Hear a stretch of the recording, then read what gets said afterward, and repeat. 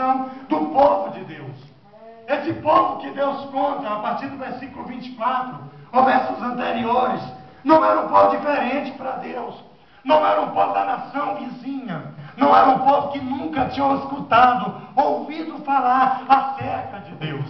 Era um povo que conhecia Deus intimamente, Fernando. Era um povo que sabia que era Deus. Era um povo que vivenciou os milagres de Deus. Um povo que vivenciou o que Deus fez diante do povo de Israel. Era um povo que conhecia o poder tremendo de Deus. Outrora, era um povo que obedecia a Deus. Um povo que tinha tudo que precisava diante da presença de Deus. A Bíblia diz que Deus olhou para a terra e viu na terra o seu amigo particular, Abraão, triste. E desceu em uma visão e perguntou para Abraão o porquê ele estava triste. E Abraão então desabafou para Deus dizendo que a sua tristeza é porque ele estava velho em idade. E a sua geração já ia passar, ou seja, a sua história ia passar. E ele não tinha um filho. Porque a mulher que Deus tinha dado para ele era estéril. A mulher que tinha dado para ele não podia gerar filho. E Abraão já era velho em idade e não podia também ter filhos.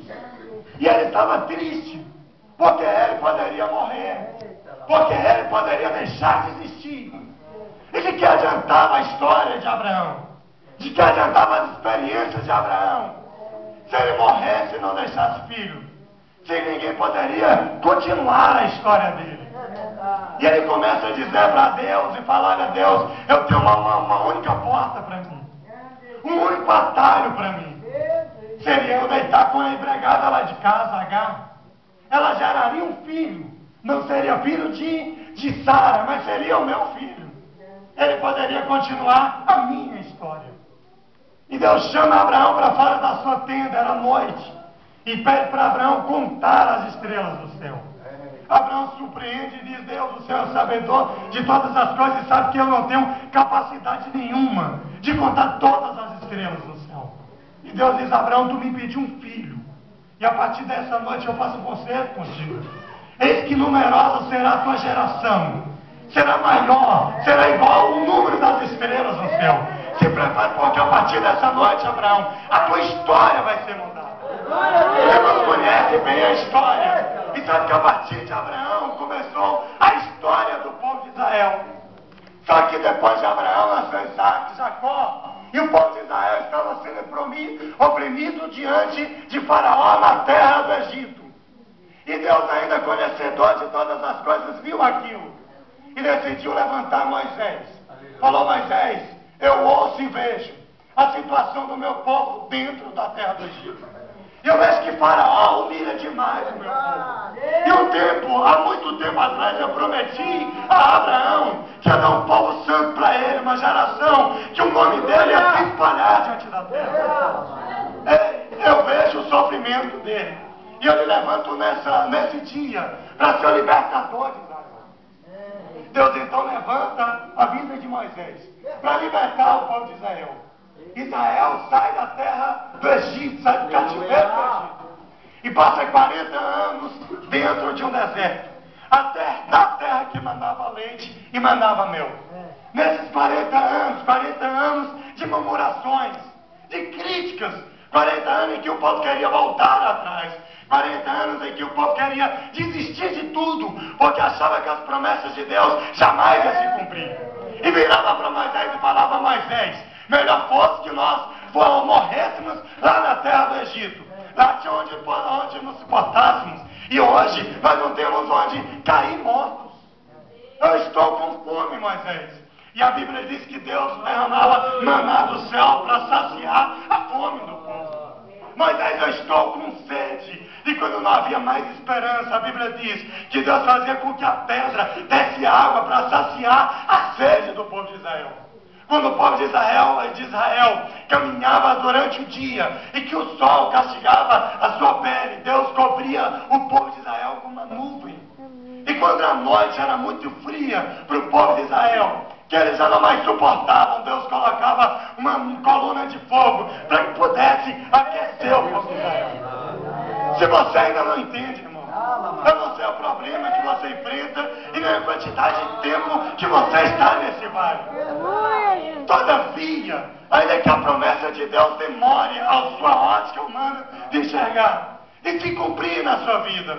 Olha que as promessas de Deus feitas por Ele alguns anos atrás, algumas décadas atrás, na sua vida até hoje não se cumpriu uma vírgula e você vê sofrimento em você. Esquente não, porque todas essas vezes Deus irá cuidar de você. Você pode passar 40 anos nessa terra, mas a sua pele não vai queimar no sol, porque se preciso, a nuvem do Senhor vai me cobrir. O frio não vai me congelar, porque se preciso, Ele desce pessoalmente com seu sol de fogo, com a sua presença e com uma tocha de fogo, para lhe aquecer aqui nessa terra. E se lhe faltar comida, irmão, se lhe faltar comida, irmão, você não vai morrer antes que as promessas de Deus cumpram na sua vida, porque o maná dele vai ser saciado a sua vida. Não adianta. A ótica de Deus é diferente da ótica humana. Israel tinha a promessa de atravessar e herdar uma terra que mandava leite e mandava mel. De repente a ansiedade do homem poderia bater no coração do povo de Israel, pastores. E eles poderiam achar que assim que Moisés tirasse eles da terra do Egito, no outro dia já ia amanhecer, vivendo a promessa de Deus. Pode ser contigo também dessa forma. Você de repente tem uma promessa de Deus e até hoje desanimou, porque essa promessa já passou-se muito tempo e até hoje não se cumpriu. Sossegue o seu coração, porque Deus não é homem para que minta e nem filho do homem para que se arrependa. Mas voltando ainda à mensagem, o povo de Israel passou por tudo isso, até que um dia Deus não é homem para que minta e nem filho do homem para que se arrependa. Vendo o povo murmurar, vendo o povo criticar, sempre cuidou deles, sempre teve zelo por eles. Nenhum morreu pelo sol e nenhum morreu de fome, nenhum morreu de sede, mas Deus sempre manteve seu povo firme e fiel na sua presença. O povo herda a terra que mandava leite, mandava mel. Era um número pequeno, mas um número capaz, pela presença de Deus, de vencer exércitos. Ganhou as terras e começou a viver a promessa de Deus. Dentro do povo de Israel nada faltava. Israel era o povo modelo, as pessoas olhavam para Israel e viam na presença de Israel a presença de Deus. Porque Israel tinha fartura, Israel tinha bonança, Israel não faltava nada para eles. Mas esse mesmo Israel que tinha a presença de